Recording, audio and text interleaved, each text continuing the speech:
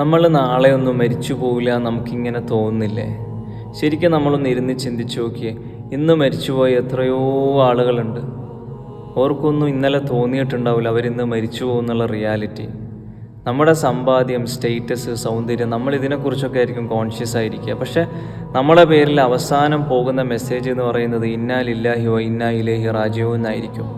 ഈ പ്രണയിക്കുന്ന ആളുകൾക്കിടയിലൊക്കെ ഒരു കോമൺ ഡയലോഗുണ്ട്, എടോ എനിക്ക് നീയില്ലാതെ ജീവിക്കാൻ പറ്റൂലടോ എന്നുള്ളത്.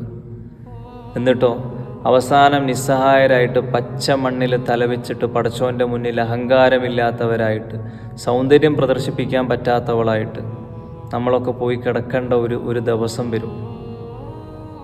ചെയ്തു പോയ തെറ്റിനെക്കുറിച്ച് ആലോചിച്ചിട്ട് പടച്ചോൻ്റെ അടുത്തേക്ക് കണ്ണ് നനച്ചിട്ട് പോകാൻ വേണ്ടിയിട്ട് പടച്ചോൻ ആഗ്രഹിക്കുന്നുണ്ട്.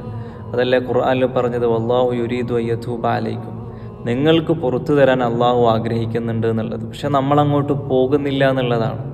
ഞാൻ മനസ്സിലാക്കുന്നത്, നമ്മുടെ റബ്ബ് ചിലപ്പോൾ മലക്കുകളോടൊക്കെ പറയുന്നുണ്ടാവും, ആ മക്കൾ ചെയ്തു പോയ തെറ്റിനെക്കുറിച്ച് ആലോചിച്ചിട്ട് ഒരു നിമിഷമെങ്കിലും എൻ്റെ അടുത്തേക്ക് വന്നിരുന്നെങ്കിൽ ഞാൻ ആ മക്കൾക്ക് പുറത്തു കൊടുക്കുമായിരുന്നു എന്നുള്ളത്. പക്ഷെ നമ്മൾ പോകുന്നില്ല എന്നുള്ളതാണ് വസ്തുത. നമുക്കൊക്കെ മാറാൻ സമയമായിട്ടുണ്ട്.